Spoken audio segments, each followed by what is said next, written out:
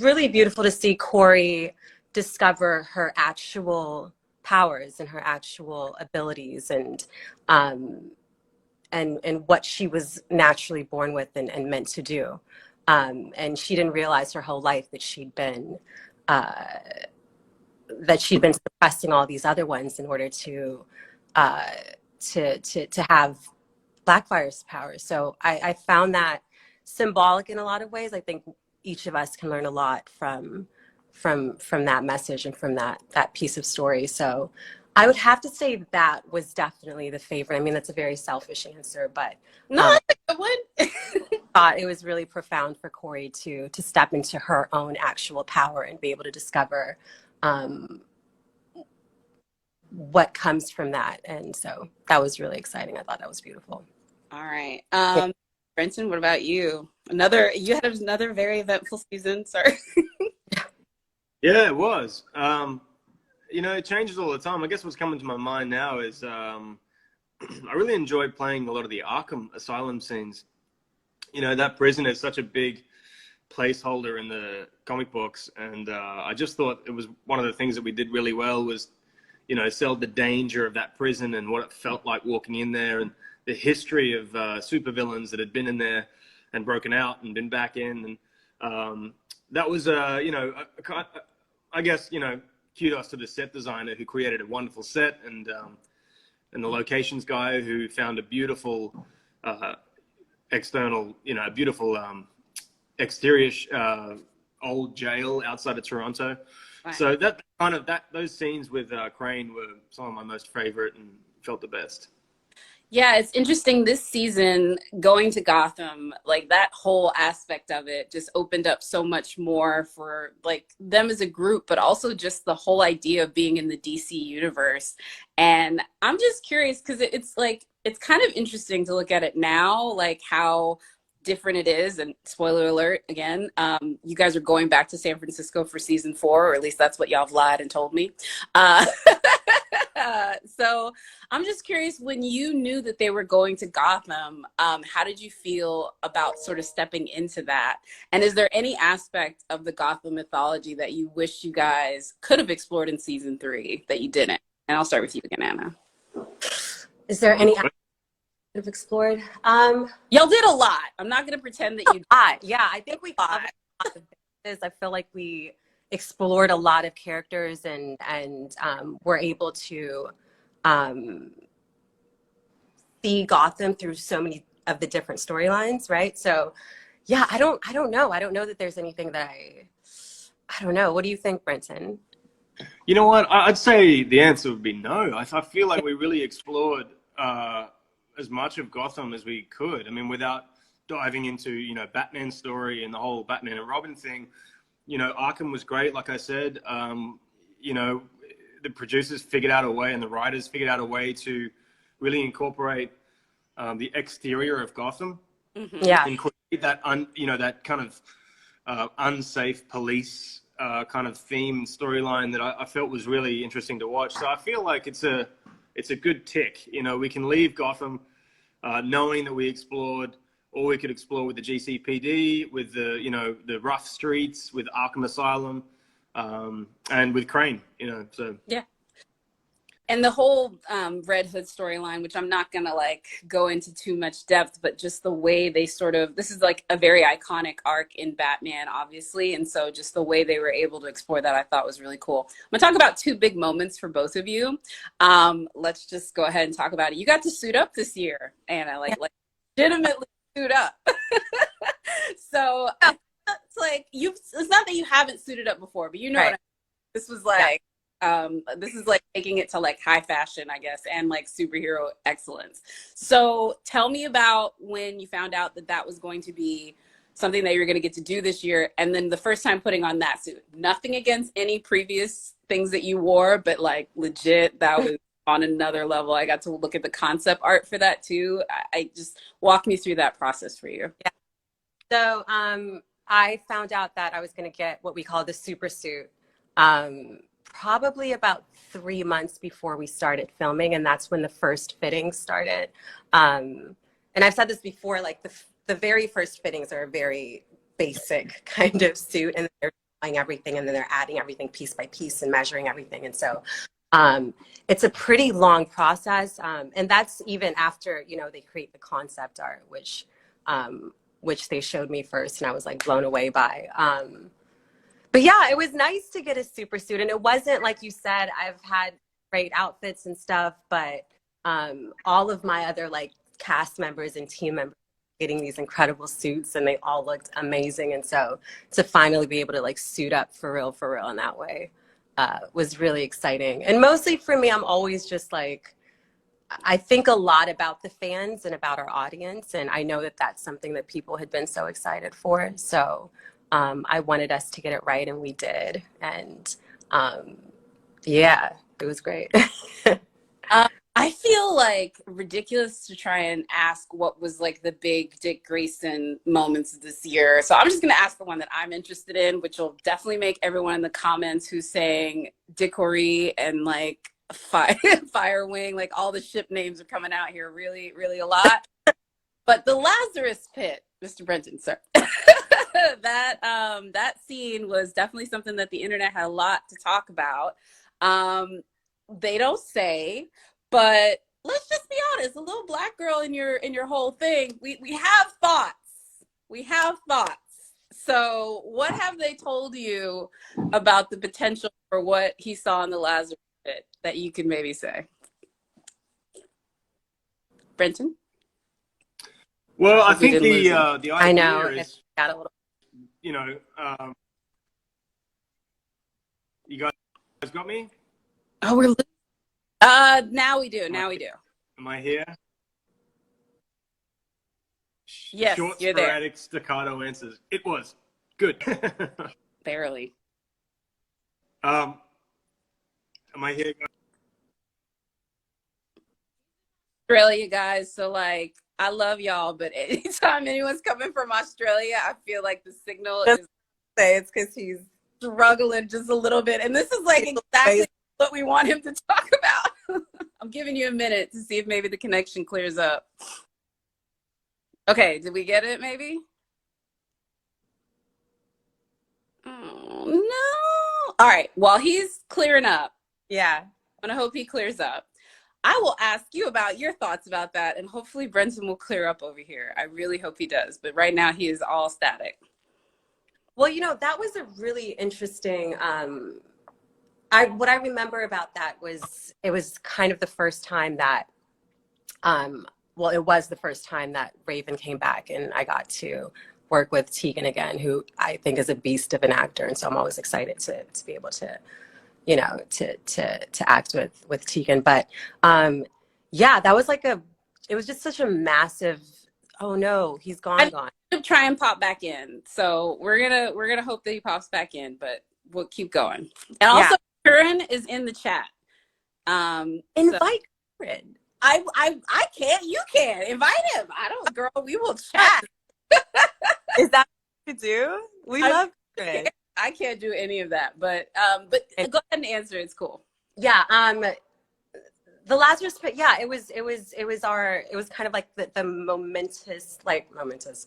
monumental, final, massive thing that we were dealing with, and it was just fun for me personally because, like I said, Tegan came back, and all the women really came together to figure out how to deal with it as women usually do, and found the solution. So yeah, that was it was great. I didn't have as much, I guess, touch with it as Brenton and the others.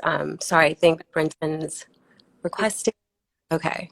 Let's see if we can get him. Poor Brenton's internet. I need to like put Australia under the struggle bus because they are a very awesome nation. But the internet, I don't know. Okay. I'm back. Yes. I don't know if you heard while you were gone, but Kurt is into the chat. So he was literally ready to like step in, and that is so meta in so many different ways. So all right, Karen. Well, you're on, man. Cuts out again.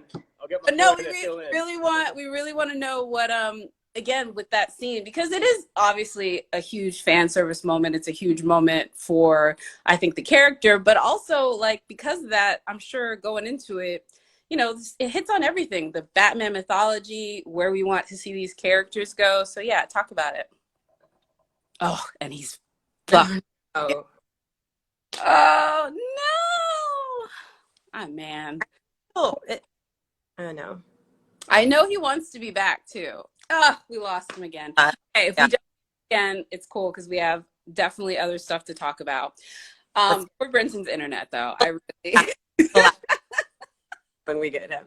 I like one thing I can talk about that while Brenton is gone is what this season, even though you guys definitely had a lot to deal with COVID, because what folks don't realize, although the show just came out now, it was actually filmed really when we were like in the world of we don't know. Like y'all filmed this significantly a long time ago.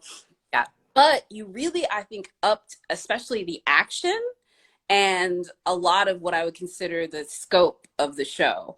And I'm just curious how they balance that, because it seemed like you went into season 3 really wanting to open things up. I mean, it looked like there was a lot more production value to everything, but unfortunately, it also felt like you were having to like battle the COVID beast the whole time. So what was that like on set? Yeah, I mean, shout out really to our production for and when I say our production, I mean like our producers and our ADs and everyone that really organized it so that we were able to keep shooting. We were getting tested 4 days a week, and we were all put into separate like zones and stuff. And one of the things that I think was really back. Sorry, I just want to let you know back. He says he's asking for a new Christmas internet situation. Yeah. DC, get on it. Get the boy an Ethernet. Did he try? If Brenton, not, join, because I don't think invite. Let me just invite him. Yeah, we'll see. But poor man. Let's see. All right. All right, quick before it kicks you out. I'm so sorry. I don't want to cut you off, Anna, but I'm like, I don't think. No. Okay. Sorry, guys. No one wants to do this. We'll just see how we go. Poor thing. Anyway, not to like go backwards in the story, but if you could really quickly talk about the Lazarus Pit for you and that moment, and just where you think that's going to go for the character. Yeah. Well, I think it was a good thing for Dick to move forward. You know, it was a good placeholder in the story for him to kind of develop his confidence as Nightwing and, you know, start fresh, putting a lot of his fears and insecurities as a leader behind him and kind of emerging as this, you know, powerful, gracious, you know, morally correct superhero. So, you know, it was a good point in the story, one that I'd been looking forward to for 3 years, and, you know, one that they're kind of, I think we're looking for a place for it for, you know, since we started the show. But yeah, so, you know, in season 4, hopefully he just has that same energy, that same kind of forward movement towards fighting crime, that fresh head, kind of, you know, not reacting to his fears and, you know, his PTSD from his childhood, somewhat putting that behind him. And I think, anyway, I think that was the intention, to kind of deal with a lot of those problems from 1, 2, and 3, and, you know, move forward and you know, try and find a new way of fighting crime. I like that. Also, you also talked about something that we got to announce really recently at DC Fandom, which is season 4 is on the way and like legit. Like I think that was like the best way to do it. I think I saw the video. You were like in your car. Was that better internet connection? Is that why? I'm just kidding. No shade. But yeah. Sorry, it's so funny. But the one thing I will say about going into this season, going back to San Francisco, where you guys were at season 3, there were some things built up, but it really feels like kind of an open slate as to where they could go. Have they previewed anything, Anna, that they've told you as far as what to expect for season 4? Oof. Not yet. I think the writers' room, and correct me if I'm wrong, Brenton, just started up again like last month, and yeah. And so no, they haven't talked to me yet about season 4. Mm-hmm. I don't know. Brenton, do you know anything? Yeah, would you find out early since you did the fandom announcement? Was that like the deal? Like, I think it's interesting because to respect the kind of the surprise of the story a little bit, we don't want to give away too much, but and for that reason we don't get anything. They just don't. They don't tell us shit. For a good reason. But Greg Walker is testing the waters with what he wants to tell, and all of that stuff he has to check with WB and HBO Max, and it's more of a collaborative effort than I think we realize. So just that played Barbara Gordon, I give it up for her because these fans are so rabid about your ship, and she managed to not, you know what I mean? Like, they were so into y'all that I felt bad for any, like, it's sort of like Jen from Dawson's Creek. It was like she came in and it was like people were very much upset. But you guys played that, I think, really well with their history, and it was really fun. Did you talk to her anything about that? Like, just that aspect of it? The rabid fan shipping aspect I'm talking about. Warn her ahead of time. Yeah, warn her ahead of time. Legitimately. We should have. I think we dropped the ball on that. I didn't. I don't know if Brenton did. But yeah, she's a tough girl, and so she knows how to handle herself, and she did it. But yeah, no, I failed to warn her about the Dick Corey. Or Dick Corey. I've been saying Dick Corey, one word. It's hilarious. Dick Corey. Okay. Dick Corey is. What is Dick Corey doing this season? Like the one person or the two people?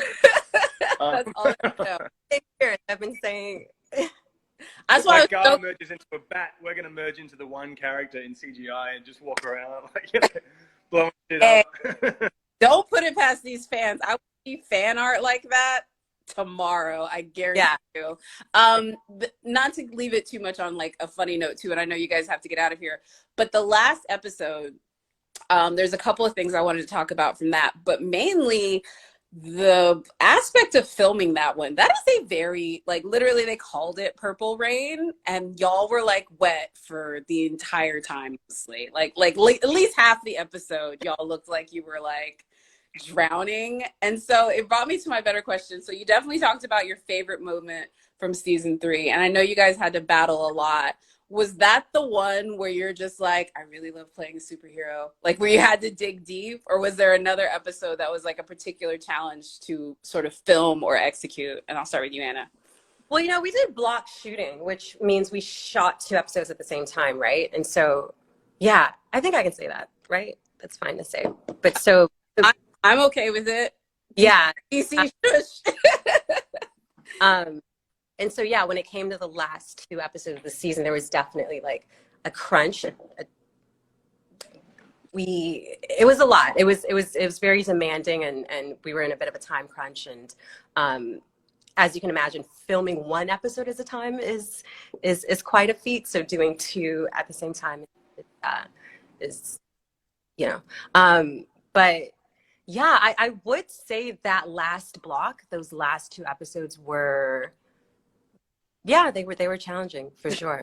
Yeah. Can I just say this? Anna, let me tell the story about season 1. In season 1, we had a scene where Anna's in a dress and she's out there. It's the middle of winter in Toronto, outside of Toronto, where it's freezing. And the military shut the city down. The military said, guys, don't go outside. It's too cold. And Anna's outside in this tiny little dress, like lying in the snow, freezing her ass off, man. So I just got to say, a little rain ain't nothing for Anna. She's a warrior. She's out there in minus like 40 degrees, laying in the snow. So now I'm gonna go back to season 1 and see exactly what scene that is, like where you're in the tiny. Like, thank you for this, because that is gonna be great. Because this is what y'all do for your craft. This is what you guys do for the fans, which is really appreciatory. I want to let you guys get out of here on time. I appreciate you struggling through all of the Instagram madness. So thank you very much. But Brenton, correct me if I'm wrong, if there's anything you want to shout out, but Anna, is there anything upcoming you want to let folks know about that you have going on besides 4? Yeah, I was fortunate enough to do a film this past summer here in New York, and It'll be coming out sometime next year, I believe, but it's something that means a lot to me, and it's a really beautiful project called Nanny. Yeah, I can't say too much about it, but I'm excited for. Is that the one with Felicia Rashad that I saw that you're You in? know, Felicia was originally cast, and then we ended up with another incredible actress. But yeah, it is that project. Yeah, set work, very cool story. All Yeah. right. Brenton, sir, I We'll know check you're it down in out. Australia. What? Yeah. And Is there anything that we should keep an eye on, or are you just getting ready for season 4? Yeah, I'm just getting ready for season 4. That is Slash such a looking lie. at if I don't there's know any what the ways. lie is, but I feel like that's a lie, and I'll take it. Yeah. I like it. All right. Um, Thank you both yeah. so much. Anna, really quickly, so that yes, we can repost this on the site, yes, what do I do? just save the video when you exit. And so it'll just ask you to save it. And then if you post it, we can then like take it, and that just can be seen by a lot more people. Yes, save it when you exit, and then post it, and then we'll take it, rip it, put it on the site, put it back on our Instagram feed. Because although we did have literally thousands of people watching this, even more can check it out. So Beautiful. you both. Thank you, guys. Thank Anna saved the day. Thanks, Dylan. Yes. Later. Thank you. All right. Bye. Bye.